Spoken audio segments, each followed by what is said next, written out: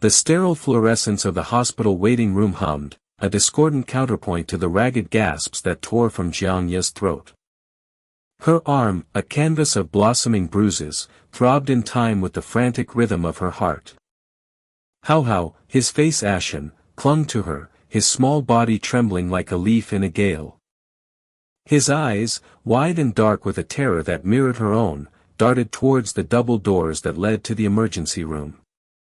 Just beyond those doors, a team of doctors fought for a life so fragile, so precious. Nan. Jiangya closed her eyes, the image of the twisted metal, the screech of tires, the sickening thud, flashing behind her eyelids. It had happened so fast, a brutal ballet of steel and glass. One moment, laughter had filled the car, the next, the world had erupted in a cacophony of sound and pain. She could still feel the phantom pressure of the seatbelt against her chest, the sting of the shattered glass against her skin. But worse, far worse, was the image of Gu Bai, his face contorted in a mask of disbelief and horror, cradling his daughter's limp body. "Mama," Hao whimpered, his voice barely a whisper, "is Nan going to be okay?" Jiangya swallowed the lump that had formed in her throat, a knot of fear and guilt tightening her chest. She wanted to reassure him, to tell him that everything would be all right, but the words wouldn't come. What could she say? She didn't know. The uncertainty gnawed at her, a hollow ache in the pit of her stomach. She pulled Hao closer, burying her face in his soft hair, seeking comfort in his small, warm presence. Time seemed to stretch, each second an eternity. The antiseptic smell of the hospital, usually a reassuring scent of healing, now felt suffocating, heavy with the weight of dread. Every muffled sound from the corridor, every hurried footstep, sent a jolt of anxiety through her. She prayed, a desperate plea whispered into the silence, for a miracle. The double doors swung open, and Gu Bai emerged, his face drained of color, his shoulders slumped in defeat. His eyes, usually so sharp and focused, were vacant, hollowed out by an anguish that Jiangya recognized with a chilling familiarity. He stumbled towards them, his movements mechanical, his gaze unseeing. "Gu Bai," she whispered, her voice trembling, a question hanging unspoken in the air. He didn't answer. He simply stood there, swaying slightly, his eyes fixed on some distant point beyond the waiting room walls. Then, he spoke, his voice a low, guttural rasp that seemed to claw its way up from the depths of his despair. "She's gone." The words hung in the air, heavy, suffocating. Jiangya felt a wave of nausea wash over her, the world tilting on its axis. Hao whimpered again, burying his face deeper into her side. "Gone?" she echoed, her voice barely audible. "But how?" Gu Bai's eyes finally focused on her, his gaze filled with a raw, unfiltered pain that made her flinch. "Ching," he began, his voice choked with emotion, she called. "She said Nan was sick. I rushed out, I left, I should have been there." His words trailed off, lost in a sea of self-recrimination. A figure emerged from behind Gu Bai, a figure Jiangya recognized instantly. Zhu Qingqing. Her eyes, usually bright with a calculating intelligence, were now dull, clouded with a strange mixture of shock and something else. Remorse? Jiangya couldn't tell. Qingqing stumbled towards them, her face contorted in a mask of grief. Nan, she sobbed, her voice rising in a crescendo of hysteria. "My baby me Nan," Jiangya watched her, a cold knot forming in her stomach. Something felt wrong, terribly wrong. Qingqing's grief seemed performative, almost theatrical. It lacked the raw, visceral agony that emanated from Gu Bai. "My daughter is dead," Qingqing wailed, her voice echoing through the waiting room. "Killed by her father. My doctor husband, killed her with his own hands." The accusation hung in the air, thick and suffocating. Jiangya stared at Qingqing, a chilling realization dawning in her mind. Qingqing hadn't called Gu Bai because Nan Nan was sick. She had called him to lure him away, to create a distraction. But why? What could have possibly motivated such a cruel, calculated act? Gu Bai stood there, numb, his face ashen. He didn't deny the accusation. He simply stood there, absorbing the blow, his silence a tacit admission of guilt.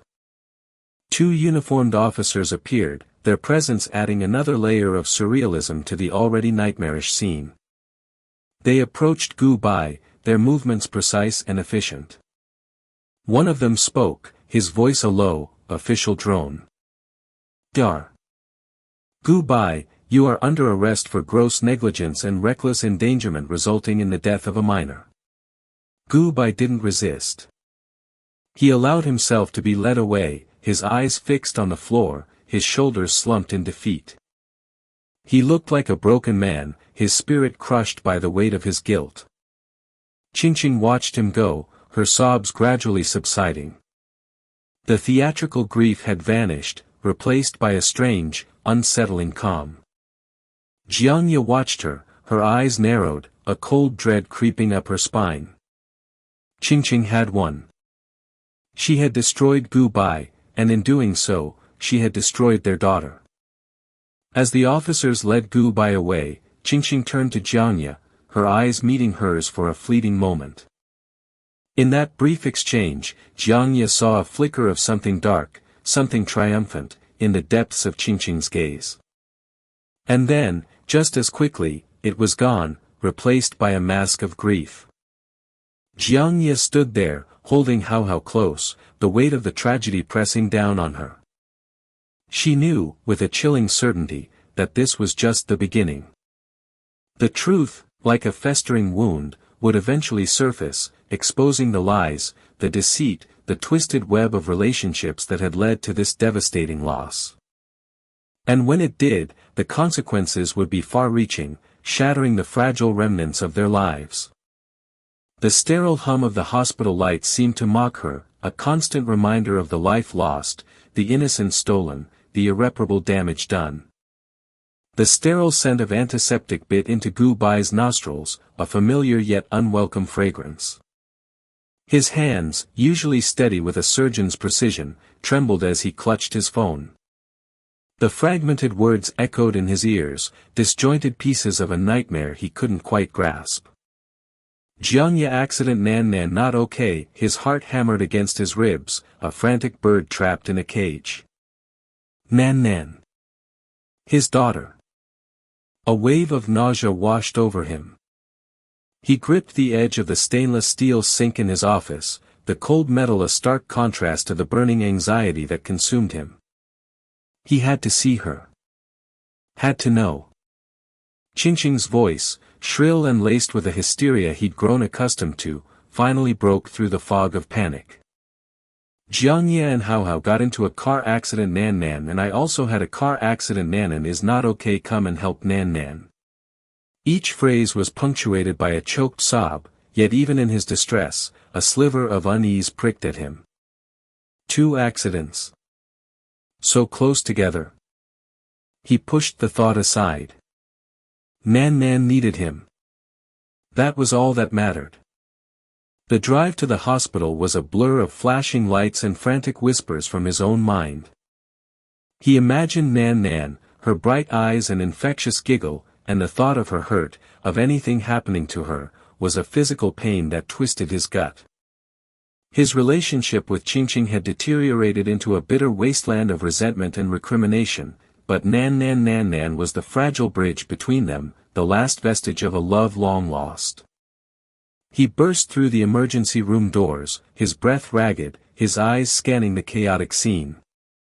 He spotted Qingqing instantly, huddled in a corner, her face buried in her hands.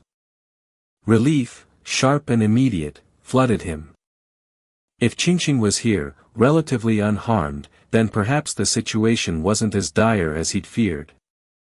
But where was Nan Nan? As he approached, he noticed the subtle tremor in Qingqing's shoulders, the way her body convulsed with each sob. A knot of apprehension tightened in his chest. Qingqing, he said, his voice hoarse, "Where's Nan Nan?" She looked up, her eyes red-rimmed and swollen, but even through the tears, he saw a flicker of something else. Resentment? Accusation? She's in there," she choked out, gesturing towards a closed door. "The doctors, they're doing everything they can." Before he could question her further, a figure emerged from the room, a woman he hadn't seen in years. Jiangya. Her face was ashen, her eyes wide with a fear that mirrored his own. Seeing her here, in this context, sent a jolt of disorientation through him. The past, a Pandora's box he'd kept tightly sealed, suddenly sprang open. "Goodbye," she breathed, her voice barely a whisper. He could see the unspoken questions in her eyes, the shared terror that bound them together in this moment of crisis. He wanted to reach out to her, to offer comfort, but Qingqing's presence, a palpable wall of animosity, held him back. "What happened?" he asked, his gaze darting between the two women. The air crackled with an unspoken tension, a silent battle raging beneath the surface. Qingqing's sobs intensified, her body shaking with renewed grief. "It was her fault, Goodbye," she cried, pointing a trembling finger at Jiangya. "She was driving recklessly. She almost hit us." "If it wasn't for her," Jiangya flinched as if struck, her eyes widening in disbelief. "That's not true," she protested, her voice rising in desperation. I lost control of the car. There was a truck." Goodbye felt a dizzying sense of confusion. Two conflicting narratives, two shattered lives intertwined in a tragic accident. Which version was the truth? He looked at Jiangya, her face etched with pain and fear, and then back at Qingqing, her grief contorted into an ugly mask of accusation. His mind raced, trying to piece together the fragmented information. He pushed past Qingqing, towards the closed door. He had to see Nan Nan. He had to know the truth. Inside, the scene was a stark tableau of medical urgency. Nan Nan lay motionless on the bed, surrounded by a team of doctors and nurses. Tubes and wires snaked around her small body, a stark contrast to the vibrant, energetic child he knew. His breath caught in his throat. She looked so small, so fragile. A doctor, his face grim, approached him. "Mr. Gu," he said, his voice low and grave. "Your daughter's injuries are extensive. We're doing everything we can," but he trailed off, the unspoken words hanging heavy in the air. Goodbye felt a cold dread seep into his bones. He wanted to deny it, to rage against the unfairness of it all, but the reality was undeniable. Nan Nan was slipping away. He stumbled towards her bed, his hand reaching out to touch her pale cheek.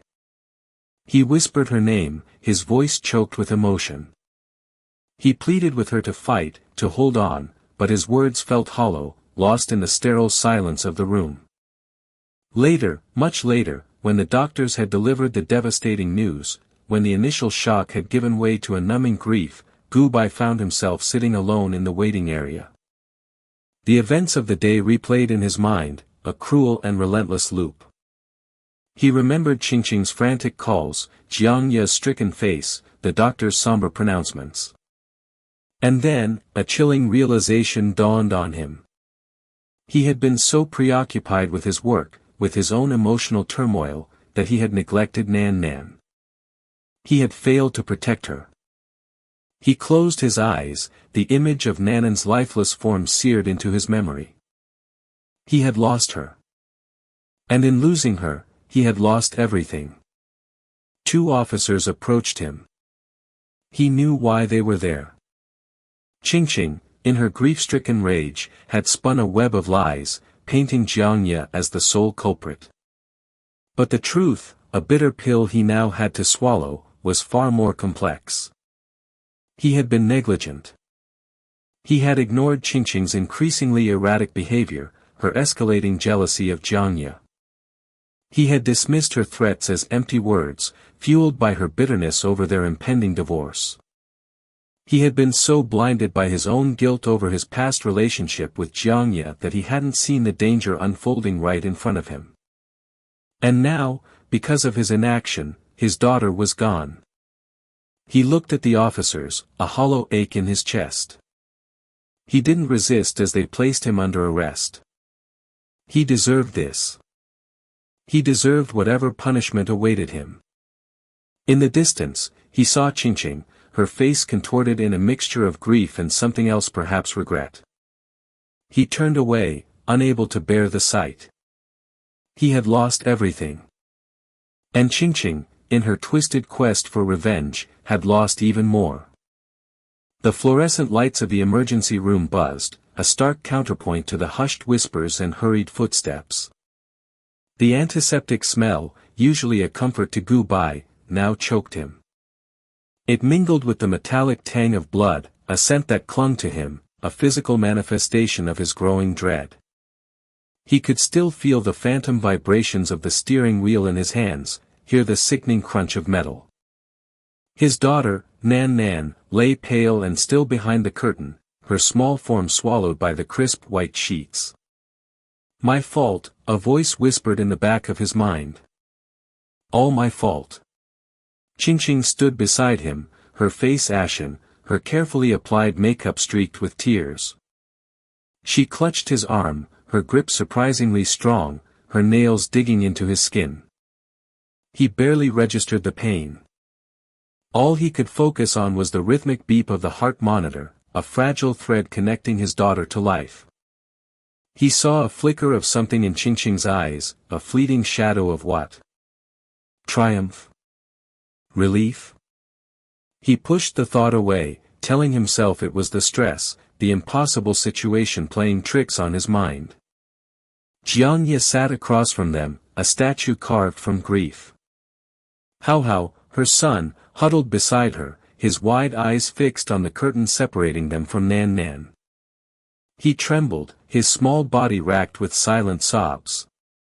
Gu Bai felt a pang of guilt, a separate, distinct ache from the one reserved for his daughter. He had failed them both. He had promised Jiangye he would take care of everything, that he would protect them. Yet here they were, caught in the tangled web of his lies and half-truths, the consequences laid bare in the sterile harshness of the emergency room. The curtain rustled, and a young doctor emerged, his face etched with concern. "Dar. Gu," he began, his voice tight with urgency. "Your daughter has lost a lot of blood.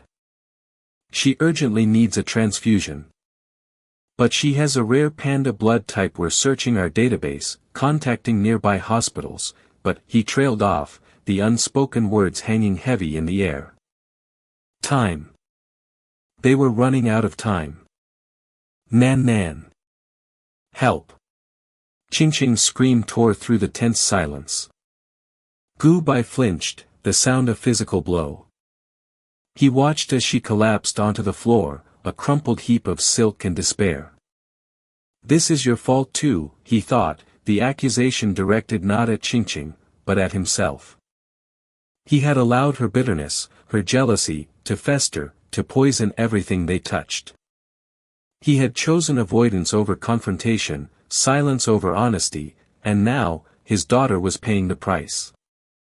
The search for a matching blood type became a frantic race against the clock.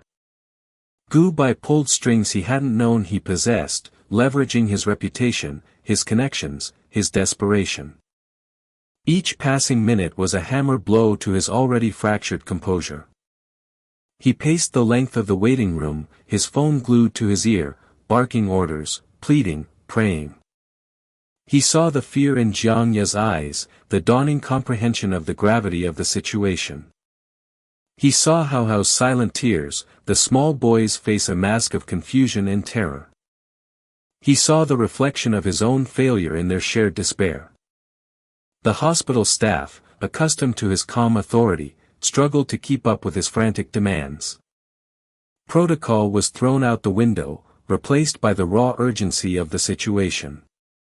Nurses rushed in and out, their faces grim. The rhythmic beep of the heart monitor became increasingly erratic, a staccato beat against the oppressive silence. Gu Bai's hope, already fragile, began to fray at the edges. Hours blurred into an eternity. Each phone call brought a fresh wave of disappointment, a deepening sense of despair. Then, the doctor reappeared, his face devoid of expression. "Dar. Gu," he began, his voice flat, devoid of inflection. The single word was a prelude to the inevitable. Gu Bai knew, before the doctor spoke another word, that he had lost her. "We did everything we could," the doctor's words were a distant hum, barely registering in Gu Bai's consciousness.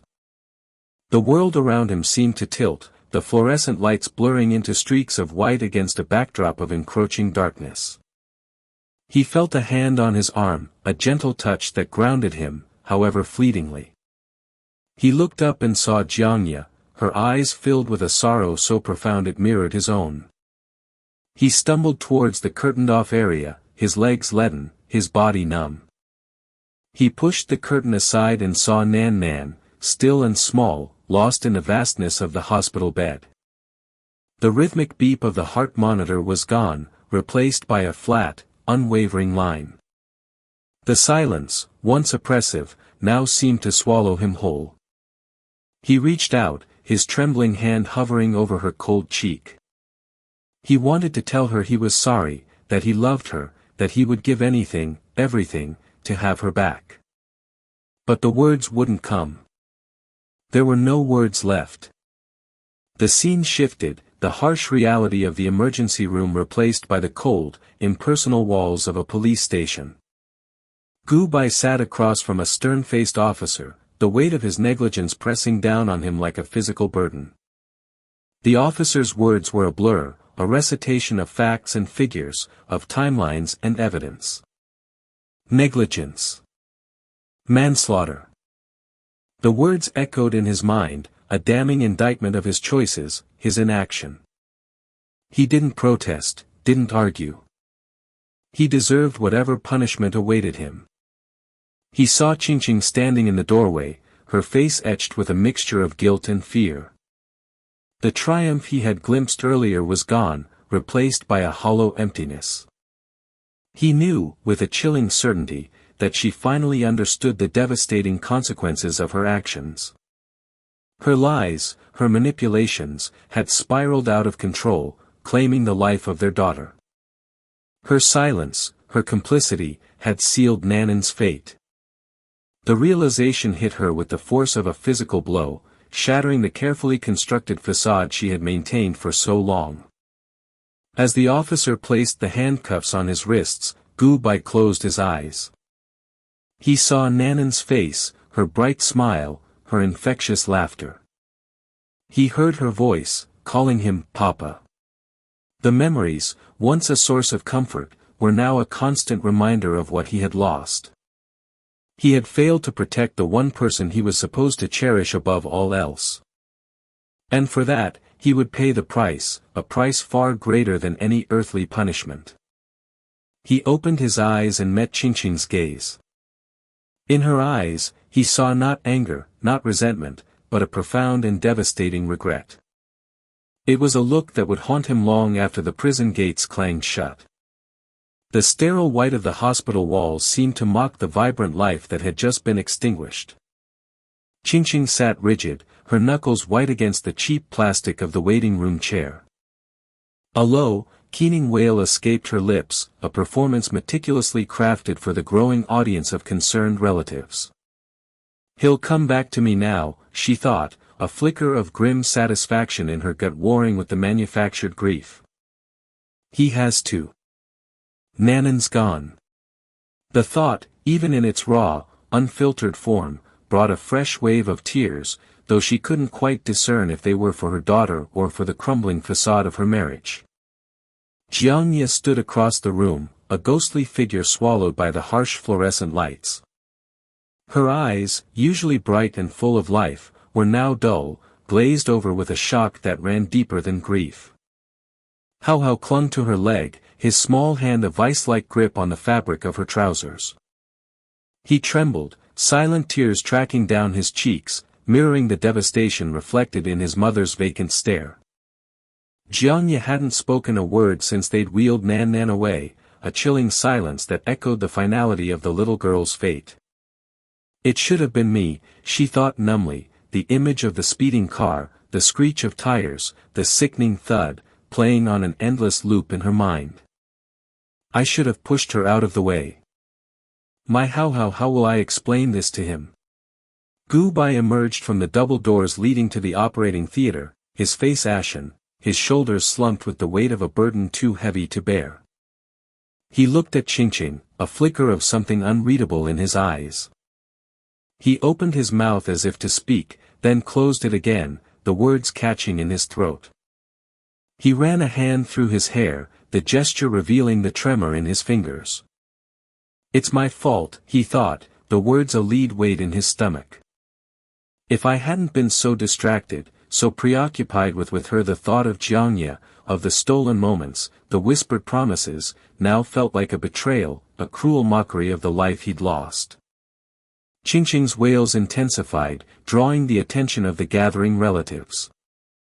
Aunts, uncles, cousins, their faces etched with concern, surrounded her, offering words of comfort, their voices a low hum against the sterile backdrop of the hospital. Gu Bai watched the scene unfold, a wave of nausea rising in his throat. The hypocrisy of it all, the performance, the charade, made him want to scream. But he remained silent, trapped in a prison of his own making. Suddenly, Qingqing's wails morphed into accusations. She pointed a trembling finger at Jiangye, her voice shrill, laced with venom. It's her fault.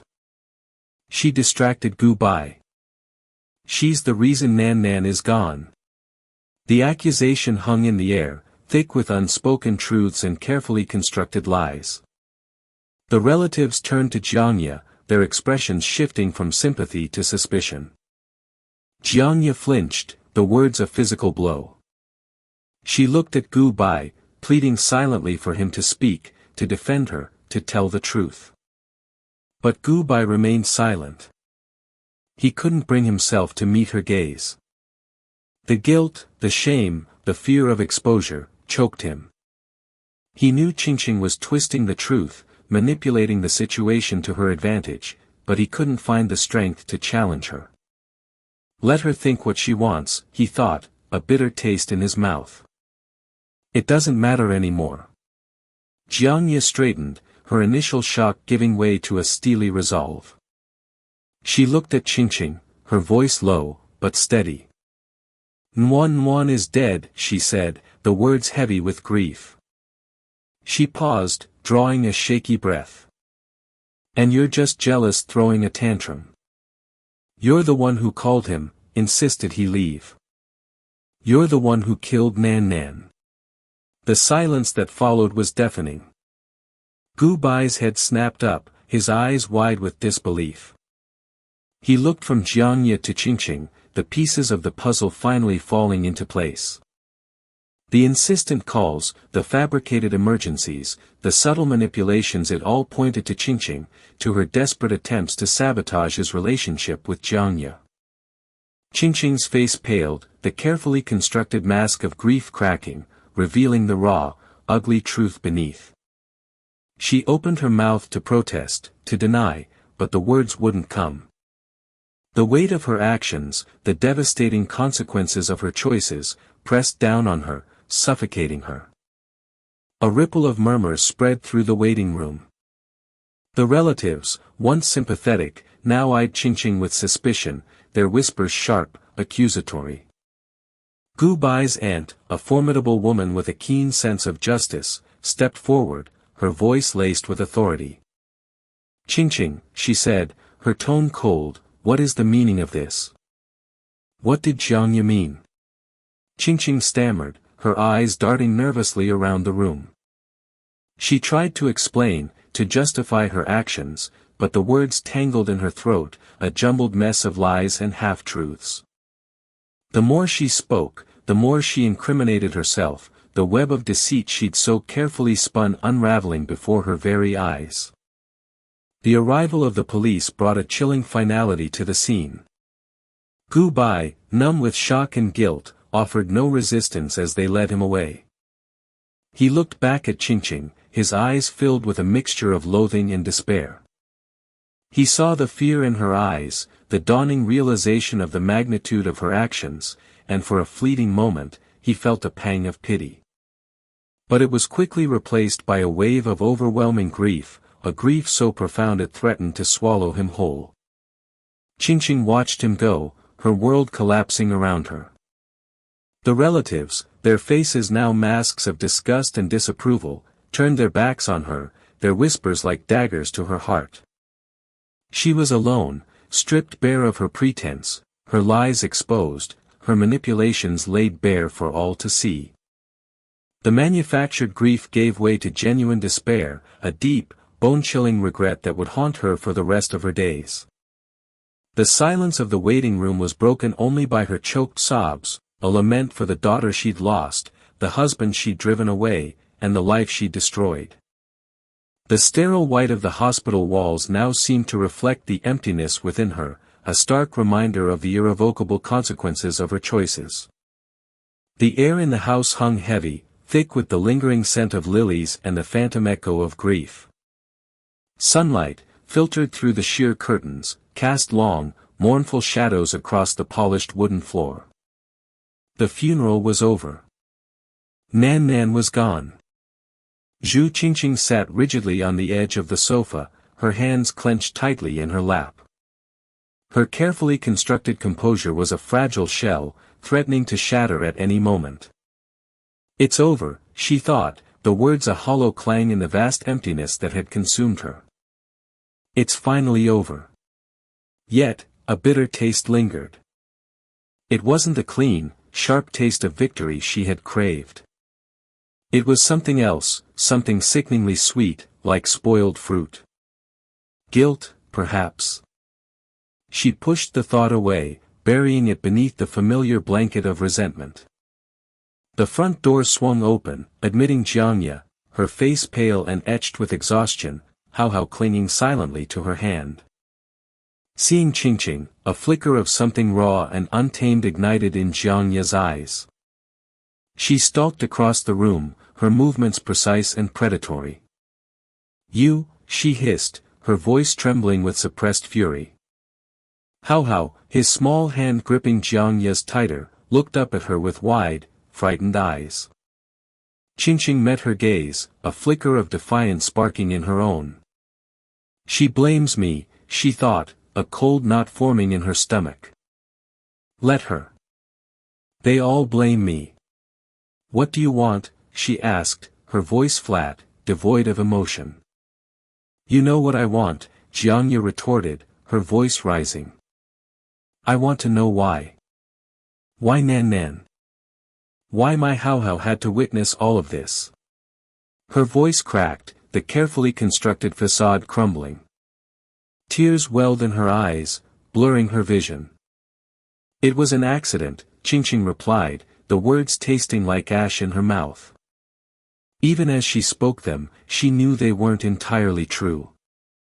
If she hadn't been so consumed by her own jealousy, if she hadn't the thought trailed off, unfinished. She couldn't bear to complete it. Accident? Jiangye repeated, the word dripping with scorn. You call it an accident? You knew. You knew Nan Nan needed immediate medical attention. You knew. Stop it, Qingqing snapped, her composure finally fracturing. Just stop it. No. Jiangye's voice rose to a shriek. I won't stop. You took her away from him. You took her away from everyone. She lunged forward, her hand lashing out, striking Qingqing across the face. The slap resonated through the silent house, a sharp, brutal punctuation mark to their unspoken accusations. Qingqing stumbled back, her hand flying to her cheek, the sting a physical manifestation of the burning shame that consumed her.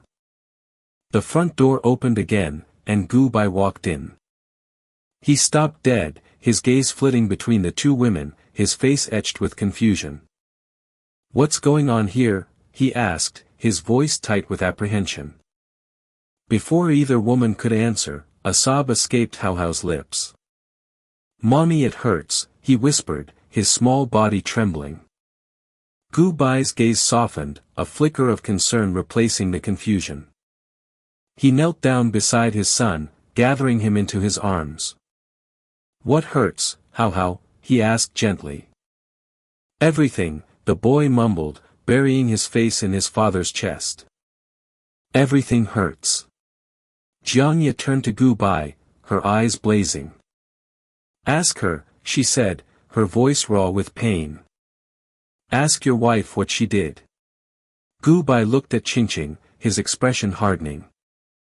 "What did you do?" he asked, his voice low and dangerous. The truth, heavy and suffocating, pressed down on Qingqing. She opened her mouth to speak, to confess, to beg for forgiveness, but the words wouldn't come. The carefully constructed lies she had built around herself, the justifications she had clung to, suddenly felt flimsy and inadequate. "Tell him!" Jiangye shrieked, her voice laced with desperation. "Tell him how you lied. Tell him how you kept Nan Nan away from the hospital, how you deliberately." The dam finally broke. The truth spilled out, a torrent of confessions, accusations, and recriminations. The affair. The lies. The deliberate withholding of information about Nanan's deteriorating condition. The frantic cover-up after the accident. It all came pouring out, each word a nail hammered into the coffin of their already fractured family. Gu Bai listened, his face growing paler with each revelation. The initial confusion gave way to disbelief, then to horror, and finally, to a bone-deep, soul-crushing despair. How could you?" he whispered, his voice barely audible. I didn't," Qingqing stammered, but the words died in her throat. There was no defense. No justification. "How dare you push her?" Gu Bai's voice was now cold, devoid of any emotion. Each word was a shard of ice, piercing through her defenses. "Because of your negligence, Nanan missed the best time for rescue, resulting in her death." The silence that followed was heavy, suffocating. The air crackled with unspoken accusations, with the weight of their shared guilt. Gu Bai's phone rang, shattering the fragile stillness. He answered, his voice flat, emotionless. A few terse words, and then he hung up, his face ashen. "The police are here," he said, his gaze fixed on Qingqing. "They know everything." As the police led Gu Bai away, Qingqing stood frozen, watching him go. The weight of her actions, the devastating consequences of her choices, finally crashed down upon her. She had wanted to destroy Jiangye, to reclaim Gu Bai's love, but all she had achieved was destruction. She had destroyed everything. Nan Nan. Her marriage. Herself. The scent of lilies hung heavy in the air, a suffocating reminder of what she had lost. "It's over," she thought, the words echoing in the hollow emptiness of her heart. "It's truly over." But this time, there was no bitterness, no resentment. Only a vast, echoing emptiness, filled with the chilling realization that some things, once broken, can never be mended. The fluorescent lights of the police station buzzed, a stark counterpoint to the icy dread that coiled in Jiangye's stomach. Hao, thankfully, was with her sister, spared this sterile, suffocating environment. The officer's words echoed in her ears, distorted, unbelievable. "The accident 3 days ago orchestrated by you." Orchestrated? She had been driving Hao to school, a perfectly ordinary morning until that screech of tires, the sickening crunch of metal, Nanan's small, limp form. A wave of nausea washed over her. How could they accuse her? Her mind raced, grasping for explanations, for a way out of this nightmare. Had Qingqing, could she have? The thought, insidious and terrifying, took root. Qingqing's venomous words, her veiled threats, they suddenly painted a horrifyingly clear picture. Across the city, Gu Bai stood in his pristine office, the sterile white walls seeming to mock the chaos churning within him. He had just learned of Jiang Ye's arrest. His mind, still reeling from Nanan's death, struggled to process this new blow. Jiang Ye, capable of such a thing? It seemed impossible. Yet, the police wouldn't arrest her without reason. He rubbed his temples, the throbbing pain mirroring the pressure in his chest. He had to do something, had to help her. He reached for the phone, his hand trembling. The ringing tone pierced the silence of the interrogation room, a lifeline to a world Jiang Ye felt increasingly disconnected from. Gu Bai's voice, strained and anxious, filled her with a flicker of hope. Jiang Ye, what happened? They're saying, his voice trailed off, the unspoken accusation hanging heavy in the air. I didn't do it, Gu Bai, she whispered, her voice thick with unshed tears. I swear, I didn't. It was an accident. Her words felt hollow, even to her own ears. How could she prove her innocence against a mountain of fabricated evidence? Gu Bai's gut clenched. He believed her. He had to believe her. But belief wasn't enough. He needed proof. He promised to find a lawyer, to do everything in his power to get her out. As he hung up, a new wave of dizziness washed over him. The fatigue of the past few days, the emotional turmoil, the gnawing guilt, it was all crashing down on him. He hadn't been there for Nan Nan. He'd been too busy, too focused on his work, on Jiang Ye. The thought, sharp and accusatory, pierced through his defenses. He had failed his daughter. A knock on his office door shattered the fragile peace. 2 officers stood in the doorway, their expressions grim. Gu Bai, one of them began, his voice devoid of emotion, you violated hospital regulations. Accepted bribes. Neglected your duties. The words hit him like a physical blow. Bribes? Neglect?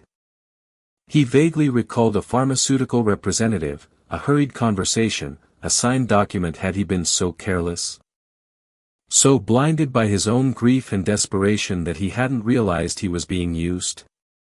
Someone reported you, the officer continued, his gaze unwavering. The accident 3 days ago. There's reason to believe your negligence contributed to it. The world tilted on its axis. Negligence. His negligence. He had not only failed Nan Nan but had played a part in her death. The realization was a crushing weight, stealing the air from his lungs. He saw Nanan's face, her bright smile, heard her childish laughter echoing in the sterile confines of his office, now transformed into a prison of his own making. He didn't resist as they led him away, the click of the handcuffs a final, devastating confirmation of his failure. The news of Gu Bai's arrest reached Qingqing in the cold, sterile confines of her hospital room. The victory she had craved, the destruction of Gu Bai and Jiang Ye's rekindled connection, turned to ashes in her mouth. She had wanted him to suffer, to feel the pain she had carried for so long. But not like this. Not at the cost of their daughter's life. The carefully constructed walls of her anger and resentment crumbled, revealing the raw, gaping wound of grief beneath. Nan Nan. Her sweet, innocent Nan Nan. Gone. And she, Zhu Qingqing, was responsible. The sterile smell of antiseptic filled her nostrils, a constant reminder of the hospital where her daughter had breathed her last. The rhythmic beeping of the machines around her echoed the frantic beat of her heart, a drumbeat of guilt and regret. She had spun a web of lies, manipulated circumstances, fueled by a jealous rage that now consumed her. She had wanted Gu Bai to hurt, to understand the pain of loss. But the universe, in its cruel irony, had twisted her intentions, delivering a blow far more devastating than she could have imagined. She closed her eyes, picturing Nannen's face, the memory now a source of unbearable agony. The silence of the room was broken only by her choked sobs, a lament for the life lost, for the innocence destroyed, for the love she had betrayed. Gu Bai sat in the cold, hard chair of the interrogation room, the weight of his actions pressing down on him. He had failed as a doctor, as a husband, as a father. The image of Nannen's lifeless body, the accusations of negligence, Jiang Ye's arrest, it all swirled together in a dizzying vortex of guilt and despair. He had been so focused on reconnecting with Jiang Ye, on reclaiming a lost part of himself, that he had neglected the present, the precious life entrusted to his care. He had allowed his personal desires to cloud his professional judgment, a transgression that had cost his daughter her life. The interrogation seemed to stretch on for an eternity, each question a fresh stab of guilt, each answer a confession of his failure. He replayed the events leading up to the accident, searching for a different outcome, a way to rewind time, to undo the damage he had caused. But the past was immutable, a stark reminder of his negligence, his blindness, his ultimate betrayal of the ones he loved most. He had wanted to protect them, to provide for them, but his actions had led to their destruction. The realization was a bitter pill to swallow, a poison that seeped into his very being, leaving him hollow and broken. The fluorescent lights buzzed overhead, a relentless, mocking reminder of the reality he could no longer escape. He was trapped, not by the bars of the cell, but by the weight of his own guilt, a prisoner of his own making.